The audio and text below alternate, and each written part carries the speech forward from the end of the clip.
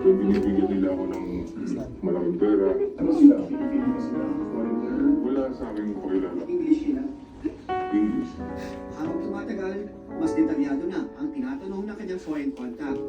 Ipinasa siya sa isa pang contact o handler na nagpakilalang Peter. Mas komplikado na ang mga hihinging impormasyon tulad ng mga supply mission at pagbisita ng mga dayuhan sa Palawan. Kalaunan, pinadalhan ng cellphone si Danny. At mula sa messaging app, sa isang popular na gaming app na sila nagkakausap gamit ang mga code. Nagkataon din may malapit na kaibigan si Danny na taga-Coast Guard. Sinamantala niya ang malalim nilang samahan para ma-access ang kanyang telepono. Ate, bye. Kinakailaman mo yung cellphone. Papagaling ka ha.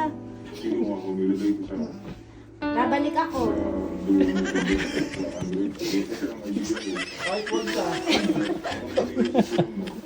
yung ibang balita nila, mayroon sa Palawan, ganyan. Ingat po ate. Ingat kayo ha. Ayos po ako. Una, kaya nagsisilbi siya bilang espiya ng China. Kabate. Ang nangyari, ang pamamakuha ng China sa